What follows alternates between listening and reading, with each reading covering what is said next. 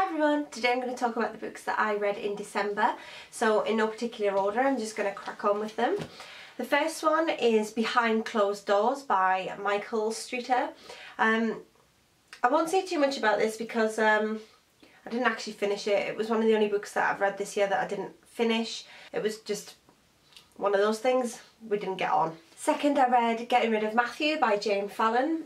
This is just a very nice, easy read. It's about a woman called Helen who's having an affair with a married man, and the married man decides to leave his wife Sophie and his 2 children and move in with Helen. And then once she's got him, she realises that she actually doesn't want him after all, and now she has to figure out how to get rid of him. So yeah, it was a quick, easy read. So I'd probably give this about a 3.5 stars. I enjoyed it and I probably would read it again. Next is this Bind Up by Richard Lehman. It's Beware and Dark Mountain, 2 stories collected together in this. First thing that I'll point out about this Bind Up in particular is that the proofreading that must have gone into this is shocking. I mean, just the amount of spelling mistakes and letters missing off words and things like that, which really irritated me. But once I got past that, I read Beware. I didn't like Beware. I used to really like Richard Lehman books when I was younger, but now as I'm older, the bits that I didn't like about them so much when I was younger, I started really disliking about them. For example, in a lot of Richard Lehman stories you get a rape, but then after the rape you've got a woman who, a couple of hours after she's been brutally raped, is lusting after another male character in the book. And I feel that a lot of the female characters in these books are very obviously not female, if you know what I mean. It's sort of, they don't have very many feminine attributes at all. In fact, they're basically just men with female names, in my opinion. There's just nothing, the female characters aren't particularly believable. The male characters, however, are really quite good. And the storylines in Richard Lehman's, one of the reasons that I do keep going back to Richard Lehman horrors is because the actual scary parts of the book, when you get past the cringy sex scenes and the once you get past sort of the bizarre actions of some of the female characters, the actual horror bits in this are pretty good. Saying that, Beware, I didn't enjoy it. I'd give it about 2 stars. It was a short read and it was just not very good in my opinion.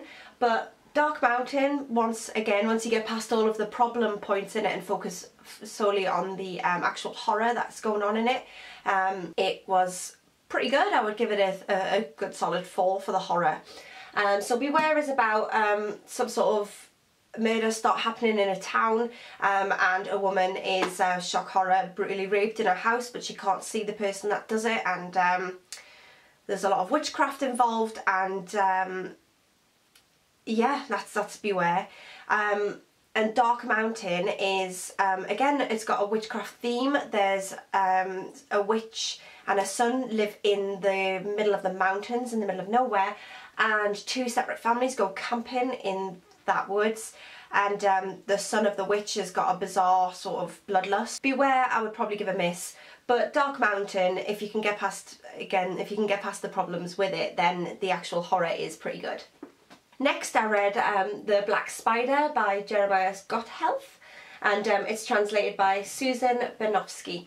So this is set in Switzerland in the 1800s, I do believe, and it is set on a christening, and during the christening everybody goes outside to sort of chill out a bit after they've been feasting, and when they're sitting down someone notices a manky old sort of post and starts saying, oh, you've got a lovely house, but why have you got that? And then the grandfather of the house breaks into a story about what happened centuries before and why the post is there. It's pretty good. It involves spiders and the devil, things like that. I quite enjoyed this, and I will probably pick it up again eventually. So I would have given this about 3 stars, only because it was quite difficult to get into at first, I found, with the language differences and things like that. But overall, I really did enjoy it once I got into it.